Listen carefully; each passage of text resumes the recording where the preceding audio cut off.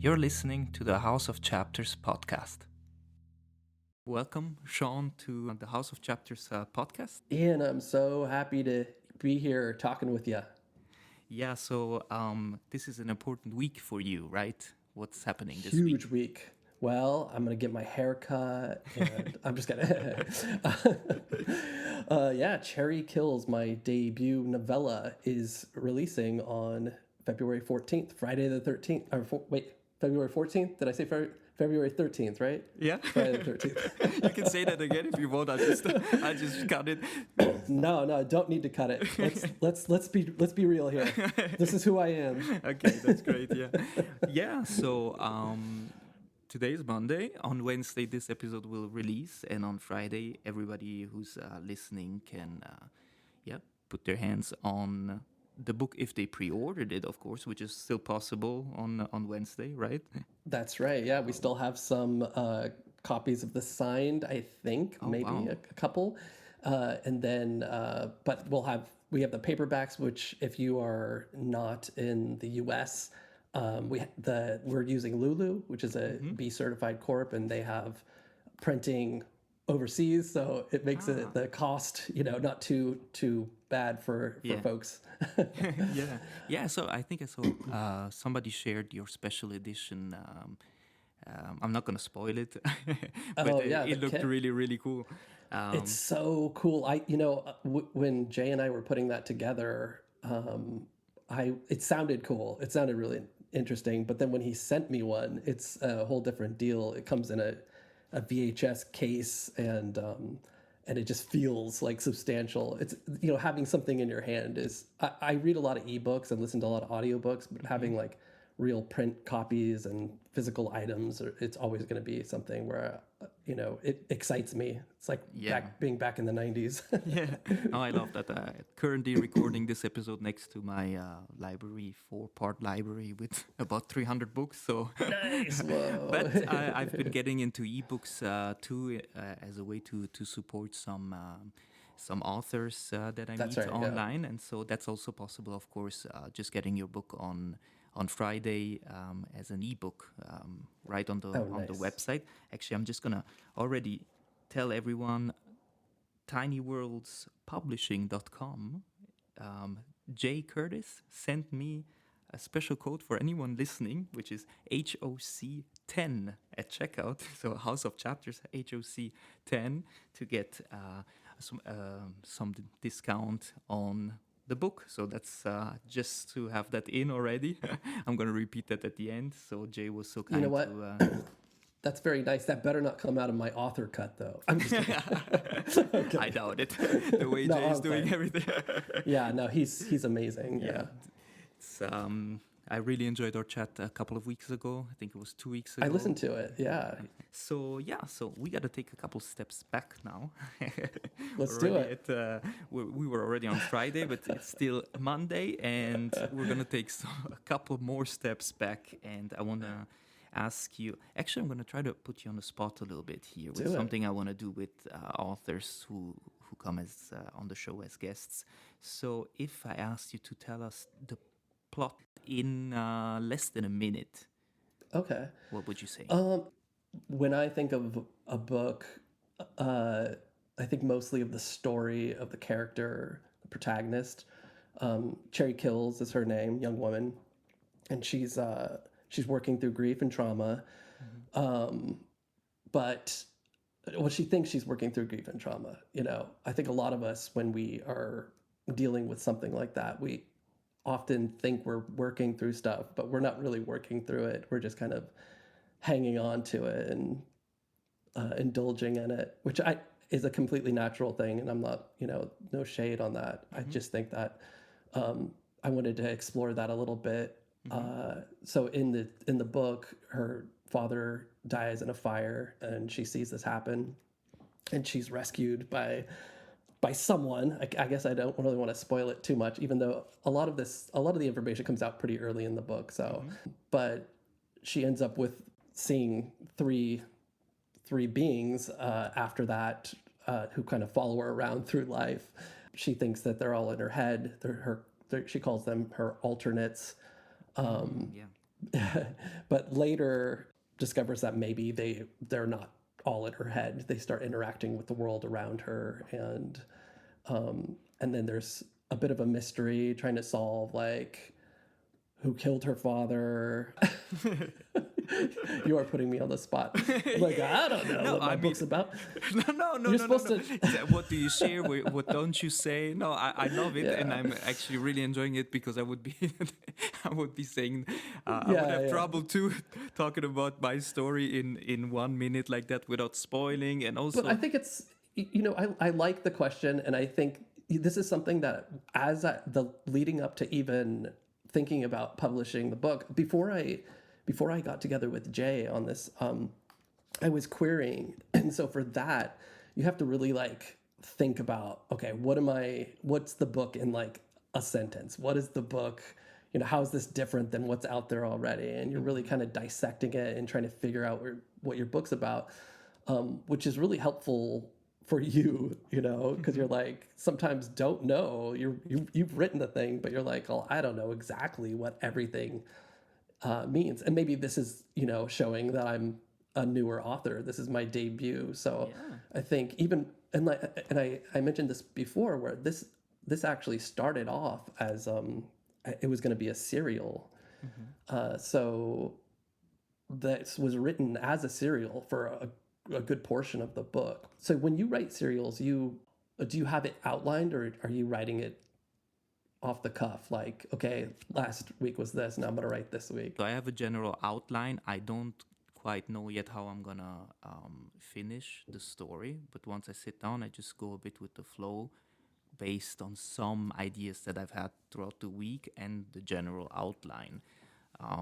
But yeah, there is obviously now the process has changed to I realize I'm gonna rework everything once I'm done. I'm gonna keep it on Substack the way I've published it on Tuesdays, and then the book that I'm gonna try to self-publish this year is gonna be the complete, finished, polished version. So that leaves a lot of room open. Yeah, to change the things and add things. So does that answer your question? Yeah, absolutely. I think that for Cherry Kills, if I were to rewrite this book, it would probably be a completely different book, and the process would be way different. It was a bit of a struggle for me because I was writing, I was basically exploring my process and how to write a long a long story, because most of my stories are on the shorter side, flash fiction, typically like 3,000 words. So it was a good experience. And I don't think I would have written this novella if I didn't start it off as a serial, because that way I kept the chapters really small. I was doing like basically flash fiction chapters. So I was going to write the whole serial and then publish it. So I hadn't published any of that on Substack, except for a short story that I did as a serial, that is in the same universe. That was originally called Doomsday Snooze Button, but then I changed it to Gut Punch. But that was a 4-part serial that you can read on Substack. It's Cool. now combined into one short story. Yeah. Yeah, so if you read Cherry and you like it, you'll probably like Gut Punch too. And the other way around. And the other way around. Yeah, exactly. Cool. So I guess if I asked you how did this start, then you already gave the answer. Well, actually, that's not totally the answer. So the real start is, on Substack a long time ago, we had, for Macabre Monday, they had a dinner party. It was a live writing dinner party where, in a Google Doc, everybody showed up, you had a character, and you sat through this dinner, and it's basically improv writing. No way. Yeah, it was really cool. And my character was Cherry Kills, and that's actually the origin of this character. I developed it for that, and I had such a blast writing it. Went for like days. Wow. I had such a fun time writing her that I was like, oh, I want to take a version of this character, and that's the real origin of Cherry Kills. And then it was like a year later that I started writing Cherry, though. Oh, that's really cool. So what can you share with the listeners and other people writing serialized fiction on Substack or just writing for themselves and then self-publishing about what you think actually worked and what you think didn't work and you had to change while writing this debut novella? Well, so there's so many people on Substack that are hugely successful at writing, in my opinion, at writing serials. They have great engagement, great views, great like energy. They're very consistent. S.E. Reed, who edited Cherry Kills, is amazing at serials. Simon, obviously, terrific at serials. Jay is doing a great job at writing his serial. So Bridget Riley, I think that those are the people you want to look at if you want to know what's successful. You know, if you want to know what not to do, you've come to the right person. Okay, so tell us what did you learn? What wouldn't you do now, or what are you not going to do in your next one? So I think if you're gonna write a serial, you have to be ready for a little bit of crickets at first, unless you already have like a pretty decent readership. And even then, it's going to be hard because serial people aren't necessarily the typical readers on like Substack. But there is a world outside of Substack, obviously. So you have to be ready for lower engagement.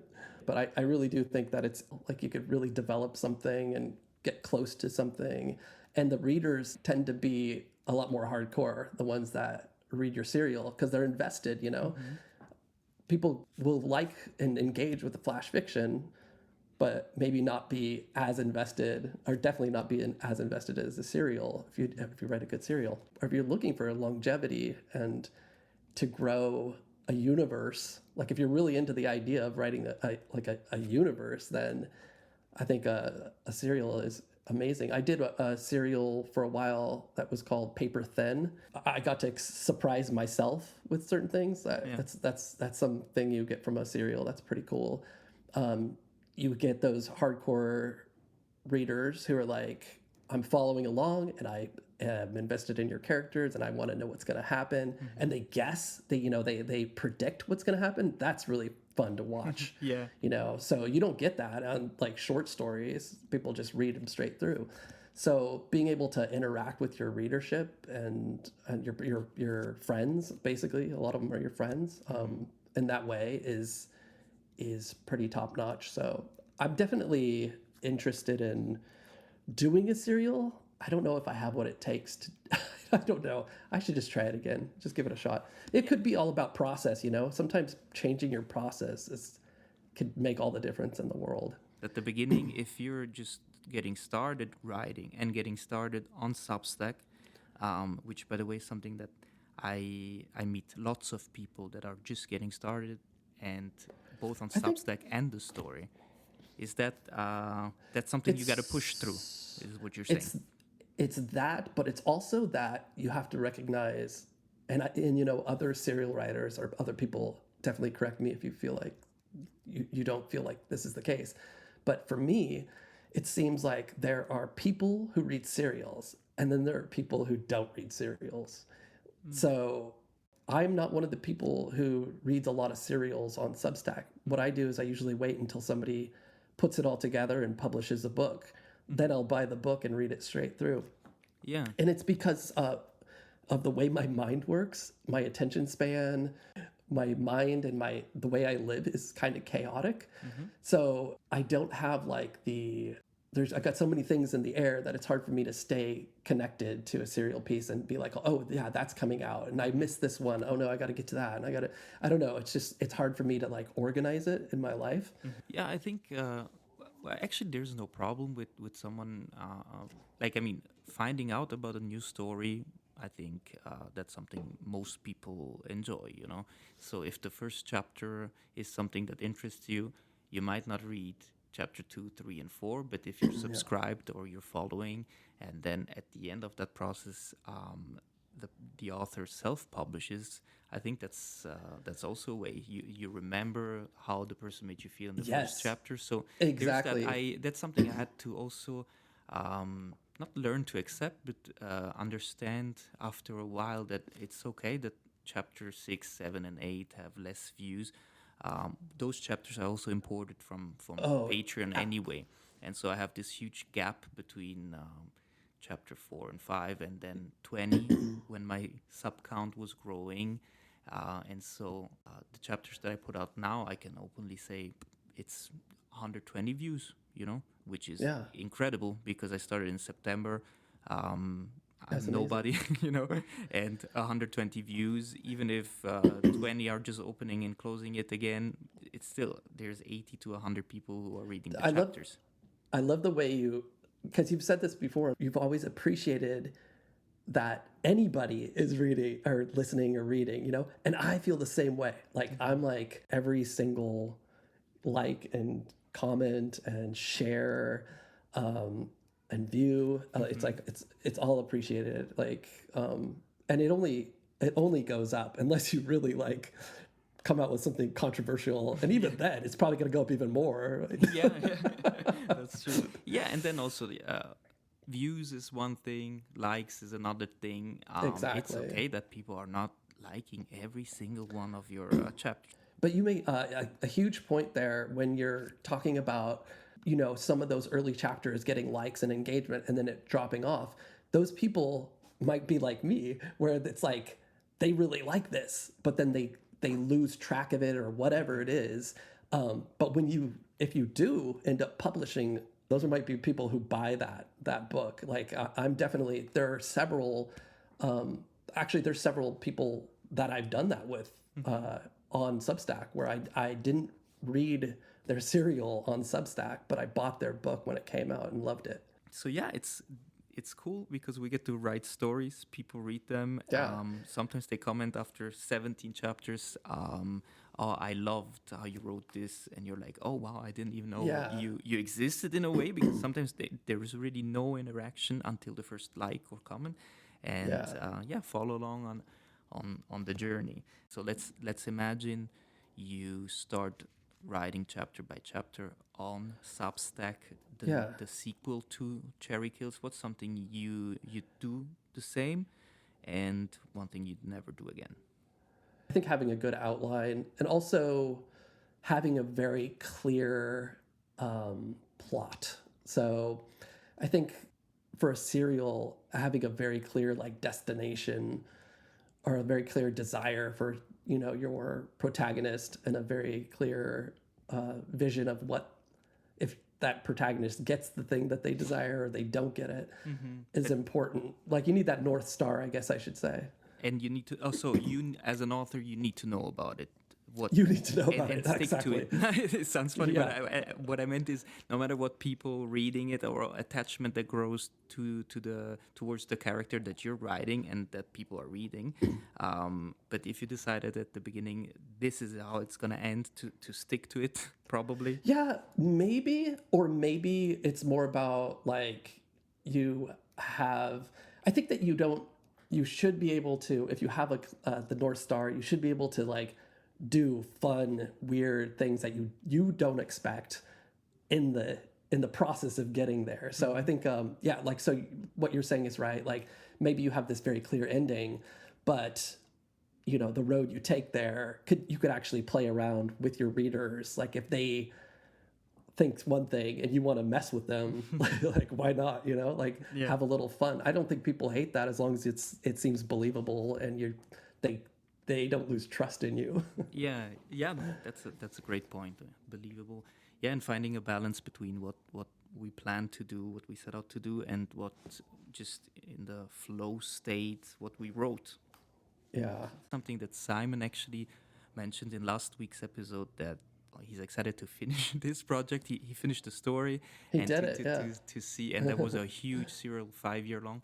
But he's Yeah. excited to start a new story, a new serial at some point, with the 10,000 subscribers he has already, which is completely a different thing. And it's actually, yeah, cool that you get to build on uh, what you achieved before, um, on the audience that you have, and to not have to start from scratch again.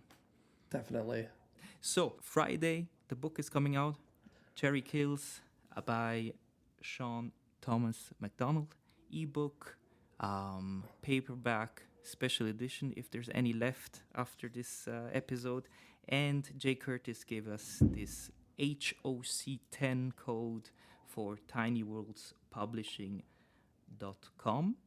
So make sure to use that. And so, yeah, thank you so much, Sean, for sitting down with me virtually. And yeah, thank you. Ian, this has been amazing. You are awesome. I'm so glad I got to talk to you. Yeah, very excited about the book. I'm so stoked to be working with Jay Curtis, Tiny Worlds Publishing, being the first official release through the publishing house there. So, and I'm glad he connected us, because now I've got a new buddy here. Yeah. And thanks so much for having me on, man. Really appreciate it. I look forward to seeing what you're going to be up to now that this big project is, well, not behind you, but completed in that sense. And you get to just sit back and enjoy a bit this Cherry Kills project. And that's not how we go. We don't sit back and enjoy things. Come on, man. Well, it was just to give the impression that we sometimes stop and relax. But yeah, come on, please. Now you got me hyped up on like maybe doing a serial. I gotta figure this out. I'm gonna listen to all your episodes so I can figure out how to do it. Yeah. All your guests are gonna tell me. Make sure to submit your first chapter to House of Chapters via DM, right. and a nice little blurb, so I don't have to write it for you. And so yeah, thank you again, and until next time, take care. Thanks, Ian. Bye. Bye.